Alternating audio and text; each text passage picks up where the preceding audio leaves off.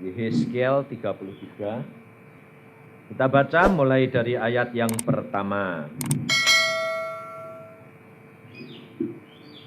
Lalu datanglah firman Tuhan kepadaku, hai anak manusia, berbicaralah kepada teman-temanmu sebangsa dan katakanlah kepada mereka, kalau aku mendatangkan pedang atas sesuatu negeri dan bangsa negeri itu mengambil seorang dari antara mereka dan menetapkan dia menjadi penjaganya, dan penjaga ini melihat pedang itu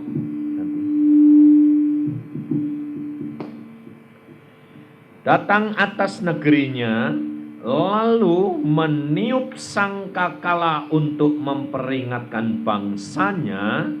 Kalau ada seorang yang memang mendengar suara sangkakala itu, tetapi ia tidak mau diperingatkan, sehingga sesudah pedang itu datang ia dihabiskan, darahnya tertimpa kepadanya sendiri. Ia mendengar suara sangkakala, tetapi ia tidak mau diperingatkan, darahnya tertimpa kepadanya sendiri.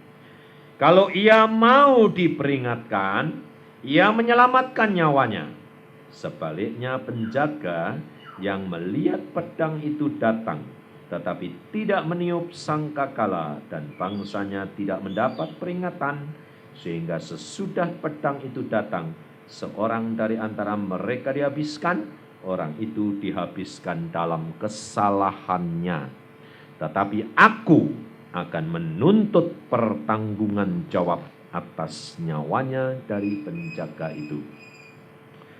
Dan engkau anak manusia, aku menetapkan engkau menjadi penjaga bagi kaum Israel.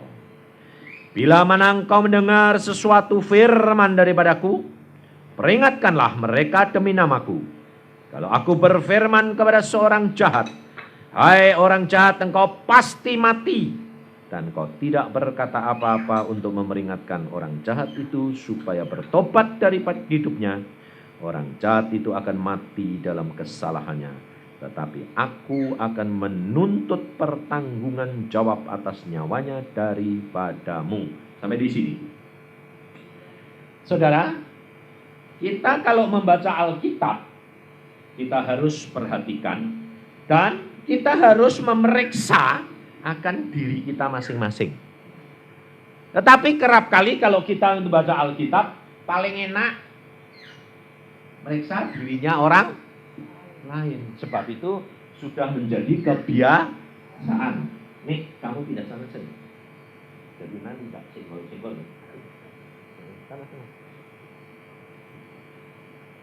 Nah, saudara, kerap kali kita ini dari kecil sudah biasa untuk lihat orang lain. Jarang untuk lihat diri sendiri. Kenapa? Sebab kalau dilihat dirinya sendiri, yang kelihatan yang jelek-jelek itu gak enak.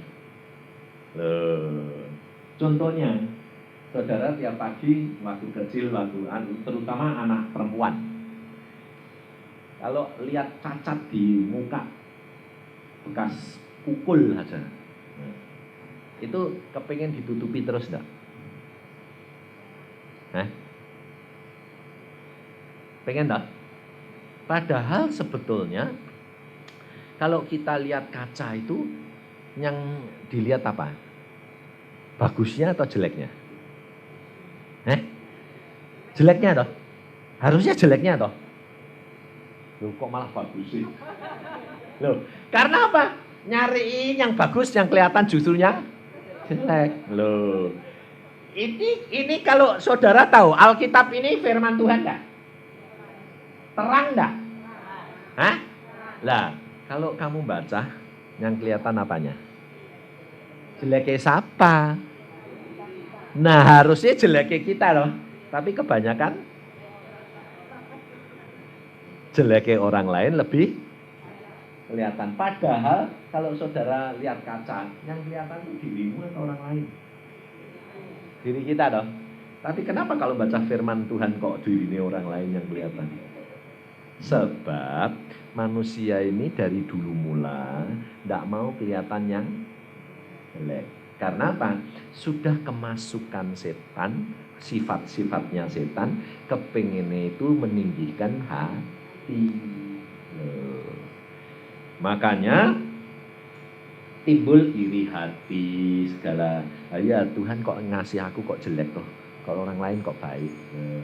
Nah ini orang yang diajar oleh kuasa gelap setan itu untuk memberontak kepada Allah.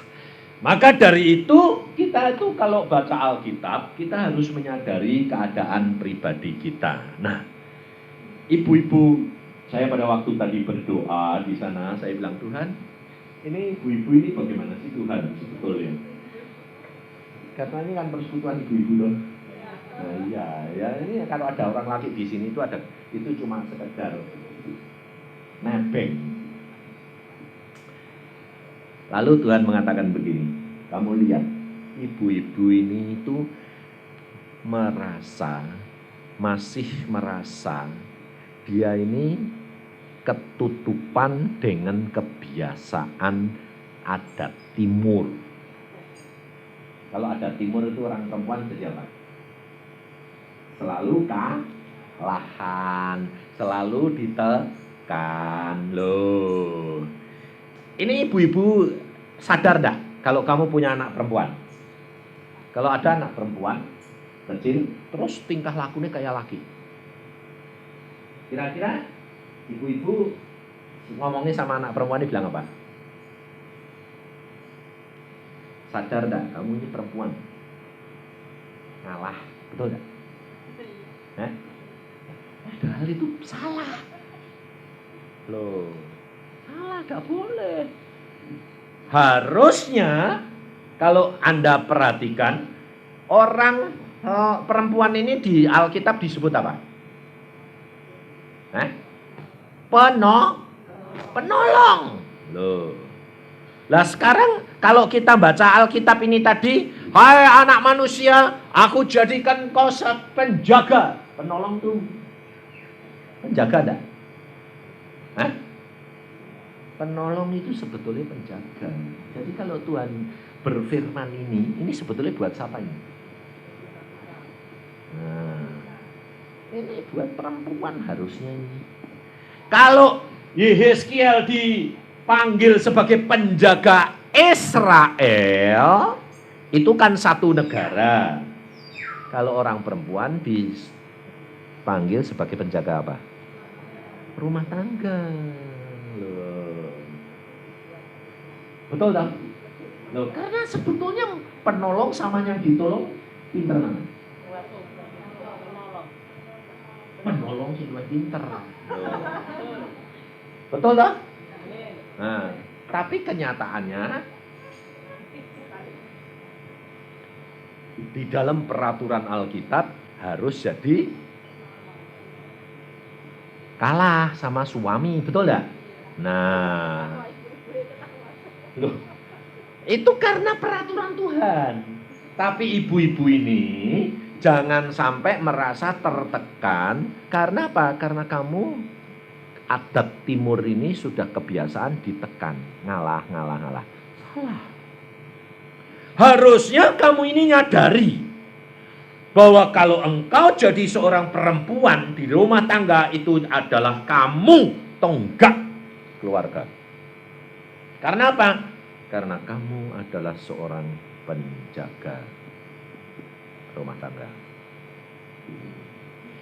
Jadi kalau saudara ini menyadari fungsimu, jabatanmu, kedudukanmu, kamu nanti akan tahu bagaimana besar kuasa yang Tuhan berikan kepada kamu. Contohnya coba, kayak ibu tadi, yang saksi anaknya 5 tahun setengah, coba perhatiin. Jangan terima kasih sama Yusa, Bu. Terima kasih sama Tuhan. Dan engkau harus sadar, saya ngajari kamu kayak apa, kalau kamu tidak nurut, tidak lakukan, tidak bakal jadi. Betul enggak? Jadi kalau berhasil hanya karena anugerah Allah dan kamu sendiri, bukan saya. Makanya saya tidak pernah bangga, tidak pernah wah, ya, saya bilang Tuhan selalu baik. Dan kalau orang itu mau melakukan, ya pasti ngalami. Sebab ini pengalaman saya. Nah, saya hanya sebagai penyambung lidah, menyampaikan apa yang Tuhan mau, langsung lakukan. Mau, kamu ngalamin. Gak mau, alami dewe. Loh, betul gak? Aku gak rugi, aku gak untung kok. Betul gak? Aku sebabnya sudah punya pengalaman sendiri sama Tuhan, pasti untung terus. Betul gak? Nah, aku kepengen, kamu ngalami. Lah nek gak mau, tanggungan. Betul gak? Masuk surga rak gade-gadengan. Loh. Maka dari itu, coba ibu tadi suaminya masih tidak? Tidak ada, sudah. Nah, lihat, dia sudah tidak ada. Berarti siapa yang bertanggung jawab? Untung penolongnya masih ada. Loh. Lah kalau dia tidak ada, anaknya kayak apa? Jadi apa? Ngerti, saudara? Saudara harus sadar bahwa engkau dipilih Tuhan menjadi penolong, itu menjadi pengawas, menjadi penjaga rumah tangga. Nah, kalau engkau tahu fungsimu, kedudukanmu, kamu bangga enggak? Harusnya bangga, tapi kenyataannya kecewa, ngelongso. Wis wong wedok iki. Salah. Makanya itu saya bilang, saya sampai ngomong gini, perempuan-perempuan ini bodoh, saya bilang. Kenapa? Loh, sebetulnya itu punya kedudukan yang luar biasa, tapi tidak sadar akan keadaan dirinya. Bahwa Allah, kenapa Allah itu menjadikan perempuan sebagai penolong Adam? Karena Tuhan itu tahu Adam ada kekurangan yang harus diisi oleh Allah. Jadi saudara dan saya ini adalah penjaga-penjaga yang sudah ditetapkan oleh Allah, dan engkau harus tahu kedudukanmu. Nah, kita belajar sekarang. Kita ini harus belajar begini. Jangan terpengaruh oleh suasana, apa yang dilihat, apa yang didengar. Loh. Ngerti? Contohnya, satu bukti. Ini anak ini tadi datang sini teler enggak? Nah, saya ngomong apa? Gak ngomong apa-apa tuh? Nah, jangan terpengaruh. Apapun yang dilakukan, jangan terpengaruh. Sebabnya apa? Kalau kamu ngurusi, setan itu tambah tingkah. Jadi saya cuma gotong bawa sini, saya cuma ngomong. Diam. Saya cuma ngomong sama setannya. Kamu diam, duduk, jangan ganggu. Ganggu tak pegang, tak masuk ke lubang yang biasa terduga. Nah, tapi saya diam saja, relax. Karena apa? Saya tahu Allah itu lebih kuasa. Ngapain? Loh, betul enggak? Loh, karena sudah waktunya kamu nyanyi sendiri, ya saya bingung dewek. Ya tangi dewek. Loh, ya tak. Jadi, saudara tahu, ngerti tak? Cara menanggulanginya harus begitu. Loh, kamu ini percaya enggak kalau Allahmu itu yang punya langit bumi? Lah kok kamu bingung? Loh, dek kowe bingung itu kowe percaya enggak? Enggak percaya. Lah iya. Lah dek gak percaya, dia nyantingkan enggak? Iya. Lah salahe sapa? Salahe dhewe. Ya wis. Loh, gampang toh sebetulnya? Gampang enggak? Gampang angel. Wong gampang ngomongnya angel. Gampang, tapi harus penuh Makanya itu Pak, saya ini hamba Tuhan yang paling gampang itu ngajari apa? Loh, kok kapan itu? Ngajari praktek.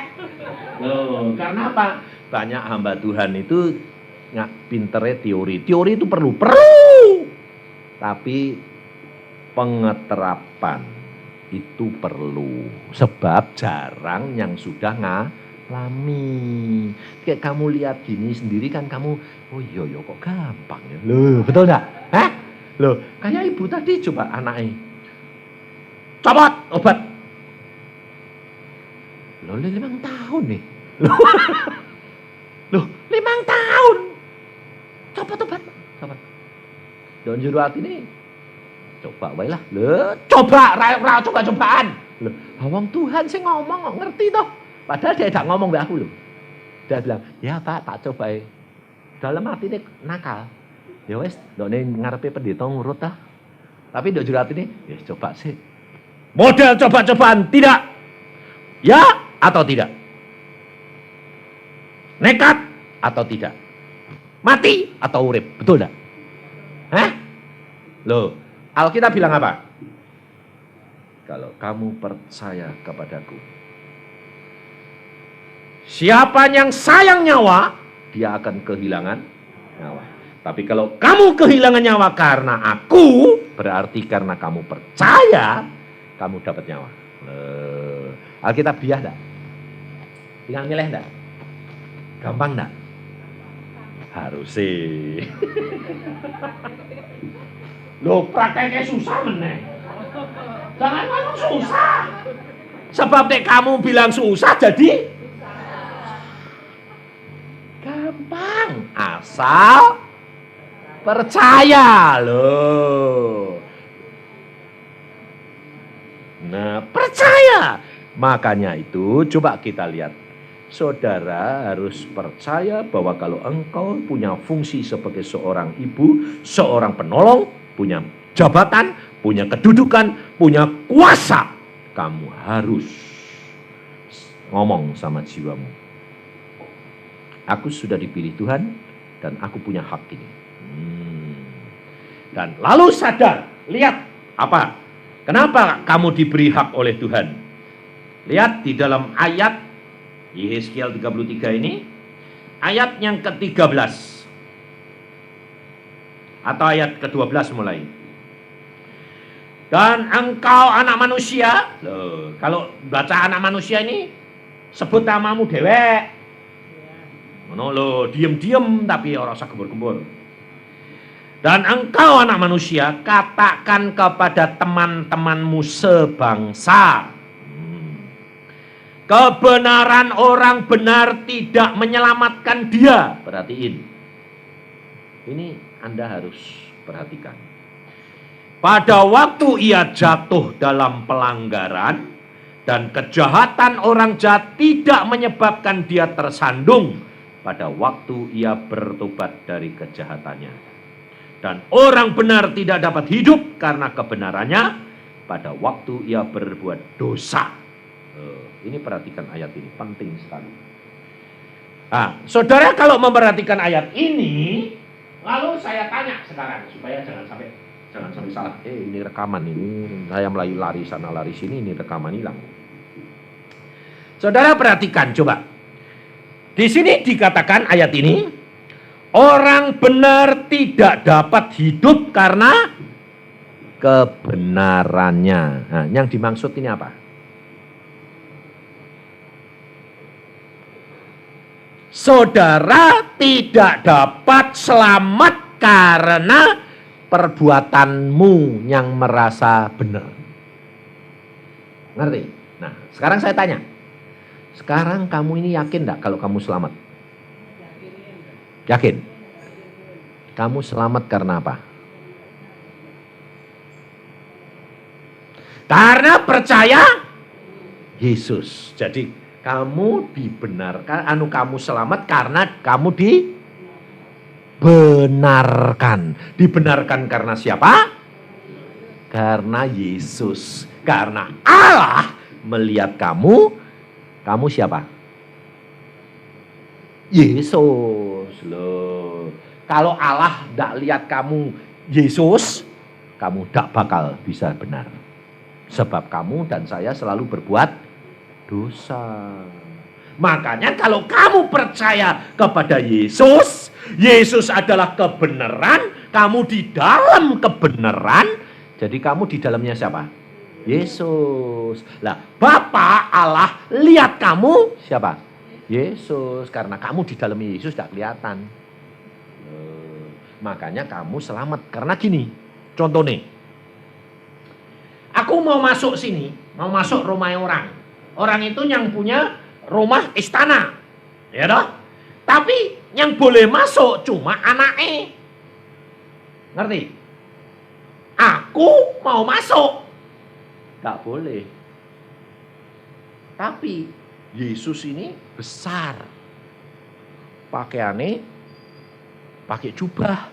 Aku blusuk. Dalamnya Yesus. Penjaganya lihat. Oh, anaknya. Silakan masuk. Aku melu masuk enggak? Ini sok ngaku dikantongi kok. Loh, penjaganya tahu enggak? Enggak tahu, yang dia lihat siapa? Yesus. Sampai di dalam dikeluarkan sama Yesus. Ayo keluar sini. Waduh Tuhan kok bagus kayak gini. Nah, enak toh dek melu aku. Ngerti. Sebetulnya kan gampang toh. Nah, untuk supaya kamu bisa masuk, kamu masuk di dalam dirinya. Lah wis piye? Ya baca Alkitab. Firman-nya kamu masukin. Jadi setiap mengalami masalah, kamu masuk di dalam firman-nya. Lakukan.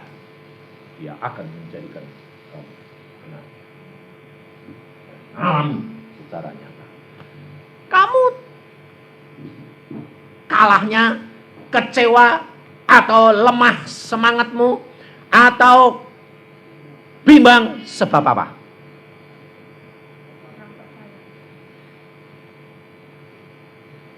Kurang jaga apa? Mata ini loh, telinga.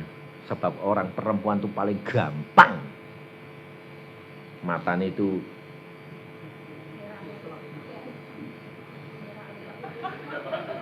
melirak-lirik mesti. Padahal ya piye ya? Itu memang bawaannya piye ya toh? Loh, tengok toko barang itu kan tidak langsung toh. Mau Anda butuh apa? Pergi toko. Langsung jujuk atau keliling sih?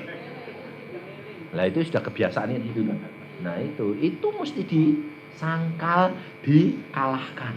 Kalau kamu punya masalah, kamu cari firman, masuk dalam firman, dah tutup mata, tutup telinga. Loh, sekarang kenapa kok kamu sekarang di sembahyang disuruh tutup mata?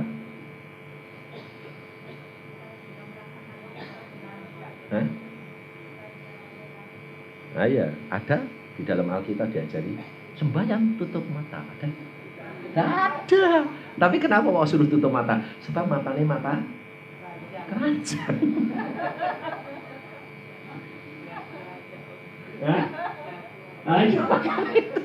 Jadi saudara harus belajar. Mengapa? Kalau engkau diambil Tuhan sebagai penjaga, sebagai penolong, perhatikan. Alkitab ini tadi ngomong, orang itu tidak bisa dibenarkan karena perbuatannya benar. Tidak bisa.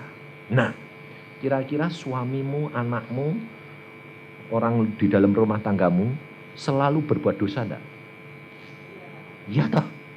Nah, maka dari itu kamu harus sadar, perbuatan baik tidak menyelamatkan. Hanya di dalam Yesus itu yang menyelamatkan. Maka dari itu, kalau engkau sendiri sebagai penjaga, engkau sendiri sebagai orang yang diberikan tanggung jawab, ndak baca Alkitab, sing mbok kasih ke apa? Kebenaranmu ndak bakal nolong. Hanya dasar firman itu yang menolong. Ngerti? Makanya ibu-ibu ini harusnya lebih rajin baca Alkitab daripada suami anak-anaknya enggak. Harusnya toh. Nah, tapi kenyataannya piye? Ya bener, nah puji Tuhan. Sing durung bener cepet ngaku. Loh, sebab engkau tidak akan dapat menjadi penolong dan penjaga tanpa terang. Orang jaga malam itu dia senang di tempat terang atau senang di tempat gelap? Hah? Nah, Ayo kowe. Ayo kowe tak tanya. Loh, sekarang ana peperangan. Perang. Pengintai itu kan penjaga toh. Yang siap itu done terang atau done gelap? Ada dok terang ya mati. Loh. Kenapa? Supaya kamu takut benar-benar akan Allah.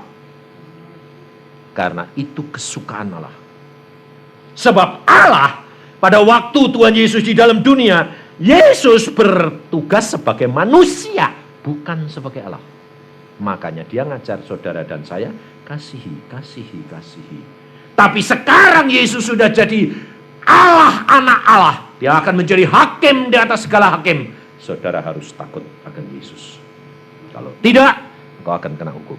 Makanya kamu sekarang jadi pengikut Yesus. Kalau dulu kok diampuni terus, sekarang salah sitik ditutup, salah sitik dihukum. Kenapa Tuhan? Sebab dia sekarang adalah hakim di atas segala hakim. Dan kamu dihakimi di sini enak. Supaya nanti kalau mati tidak usah dihakimi, lulus. Sebab nanti kalau dihakimi di sana kekal. Jatuh, masuk neraka, kekal. Kalau di sini jatuh, bertobat anak, selamat kowe. Paling-paling yang diambil apa? Kesehatannya sebentar, uangnya sebagian. Loh ya toh? Rumah tangga geger sebentar loh. Tapi bakal menjadi damai, sejahtera, sukacita, dan kebahagiaan terus-menerus. Loh, bayarnya murah enggak? Selama kamu di dalam dunia, bayar itu murah. Karena apa? Sementara. Paling lama hidupmu berapa toh? 80 toh? Kamu nanti di surga berapa lama? Lah iya, rak murah. Bayar cuma 80 tahun dok, kono jutaan tahun. Lah, sebaliknya orang yang di sini ndak bertobat, diberkati kekayaan banyak 80 tahun. Habis itu selama-lamanya dia menderita. Apa ndak kasihan kamu? Kok iri? Itu orang kok diberkati terus loh.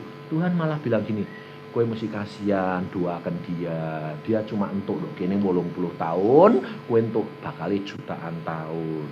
Kok kowe iri piye toh? Lho, ayo bertobat. Kalau kamu itu dididik itu mengucap syukur. Kalau suamimu belum bertobat terus ndak dikeplok mbek Tuhan, minta ampun sebabnya ditumpuk.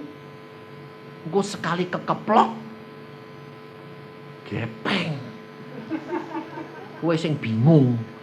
Jangan malah Tuhan, aku salah sedikit dia Pak Kang. Suamiku dek salah dijarke. Loh, kamu harus cepat bertobat minta ampun. Supaya kowe mending ngene, Tuhan, jangan mbok tumpuk-tumpuk. Ajar sithik-sithik ben cepet ra apa-apa. Loh. Jadi jangan malah, tapi istri ini kerap kali apa? Tuhan kasihani, jangan mbok ajar ya Tuhan. Loh, ditumpuk-tumpuk malahan kowe Tuhan. Saya terus terang kalau anak saya nakal, saya bilang apa? Ajaran Tuhan. Lebih baik di dalam pengajaranmu daripada mbok biarke. Daud bilang apa? Ajar. Sebab mati pun akan membawa kemuliaan. Loh, ya toh? Sebab Tuhan itu penuh sabar. Nek bar diajar dia penuh kasih. Bar ngajar sayang. Coba lihat di dalam Yeremia. Di dalam kitabnya Nabi Yeremia. Ayat An-Fatsal yang ke dulu.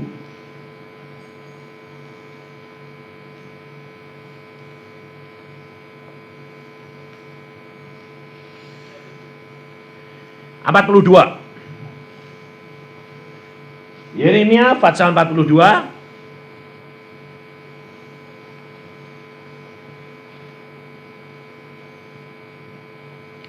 Ayat 11. Ayat 11 mulai. Janganlah takut kepada Raja Babel yang kamu takuti itu, janganlah takut kepadanya, demikianlah firman Tuhan. Sebab aku menyertai kamu untuk menyelamatkan kamu dan untuk melepaskan kamu dari tangannya. Aku akan membuat kamu mendapat belas kasihan, sehingga ia merasa belas kasihan kepadamu dan membiarkan kamu tinggal di tanahmu. Saudara tahu. Ayat 10. Jika kamu tinggal tetap di negeri ini, maka aku akan membangun dan tidak meruntuhkan kamu, akan membuat kamu tumbuh dan tidak akan mencabut kamu, sebab aku menyesal telah mendatangkan malapetaka kepadamu. Loh, Tuhan itu kalau baru ngukum, terus disayang, menyesal. Tapi yang dihukum harus bertobat, jangan ngomel. Kalau ngomel tambah ditambahi. Kayak bangsa Israel muter-muter berapa? 40 tahun. Padahal berapa bulan wis tekan balik meneh. Nah, maka dari itu saudara, engkau harus sadar, engkau dan saya dipanggil oleh Tuhan menjadi penjaga. Dan kamu harus banyak baca Alkitab. Kamu harus berdoa, ambil waktu. Paling tidak buat kamu. Doa buat suami, buat anak, buat pembantu, buat orang tuamu. Itu tanggung jawab saudara. Tiap hari. Setia. Kalau kamu setia, saya jamin. Satu-satu dijangkau Tuhan dan rumah tanggamu kokoh. Bentengmu kuat, tidak akan ada setan yang ganggu kamu. Hidup kekristenan itu hidup yang luar biasa. Maka dari itu, kalau kamu mau isi banyak-banyak, kamu jangan berkata begini, Pak, baca Alkitab gak ngerti itu Pak. Ora urusan, baca sebanyak-banyaknya. Sebab Tuhan tidak menuntut kamu lebih daripada pengertianmu. Kalau kamu belum ngerti, belum dituntut. Yang penting masukkan sebanyak-banyaknya. Berdoa satu-satu, doakan. Saya sendiri saudara, saya tahu kalau istri saya itu kurang tekun. Artinya kurang tekun gini, dia tidak kuat lama kalau sembahyang sendiri. Kalau sama-sama saya kuat. Aneh toh? Suruh sendiri, gak kuat. Mesti tertidur. Nah, Tuhan tuh tahu istri saya itu memang kurang mampu kalau berdiri sendiri. Makanya diberi saya. Karena ternyata saya harus gendong dia. Tapi kalau ibu-ibu kuat doa, kamu yang harus gendong suami. Sebab Allah sudah membuat sedemikian rupa tumbuh itu untuk tutup. Nah, kalau kuat kamu, lebar kamu, ya kamu tutupi. Tapi kalau Tuhan tahu istrinya itu ciut, ya suami ini dikasih. Kok ciut, kok diciuti, ra iso mlebu ra? Dikasih lebar supaya bisa nutupi. Loh, pasti klop. Jangan lalu gini, loh, mbok kayak suami model kayak itu. Loh, itu namanya Anda tidak sadar kedudukanmu. Anda harus sadar kalau dia kurang, kelebihannya ada pada kamu. Kalau kamu kurang, pasti dia yang punya kelebihan itu. Maka kalau kamu menyadari hidupmu luar biasa, Allah akan mencurahkan berkatnya itu.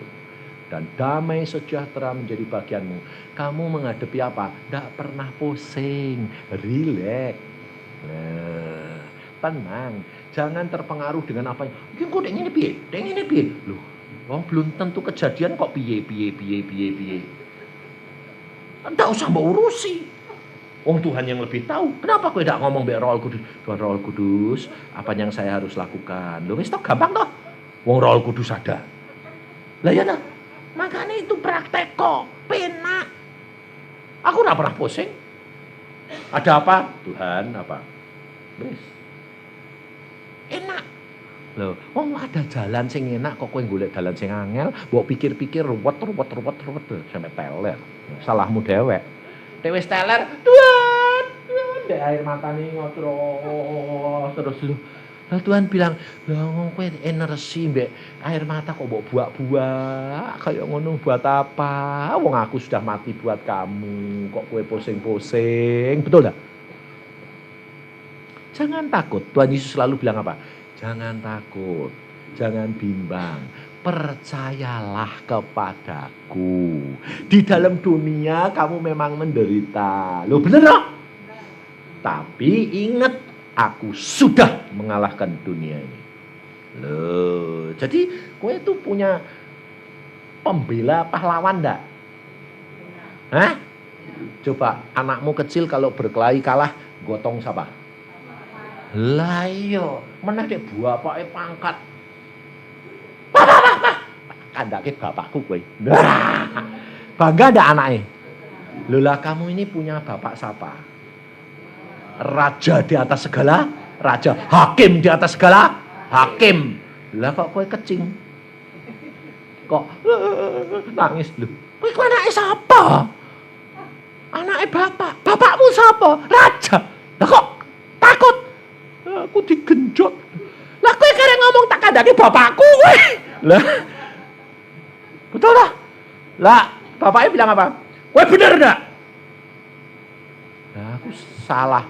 Ya gebuk tak gebuk sisan. Loh, nek kowe bener, aku bener kok diginike, Pak. Bapaknya maju enggak? Nah, kamu bilang, "Pak, aku ini bener kok dikeplok." Siapa sih ngeplok? Nah, kapok kowe. Ampun Pak. Nah, rasain dulu. Betul enggak? Gampang sebetulnya itu. Alkitab ini jangan dibikin susah. Jangan diubang-ubang, dikutak-kutik jadi susah. Gampang. Sederhana. Baca Alkitab, percaya Allahmu akan menjadi pembelamu. Dan engkau akan melihat kemuliaan Allah. Dan orang lain akan bener ya. Tuhan itu luar biasa. Makanya ibu ini itu anaknya itu dokter spesialis jalur ajar. Dia sekolahnya sampai tahunan. Dan ini malah piye Bu ajari. Sebabnya apa? Dokternya dewek anaknya sakit.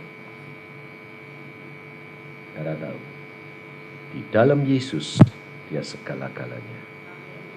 Dan engkau akan mempunyai kekuatan power yang lebih daripada manusia punya. Makanya orang Kristen itu bawa susah tetap gendut.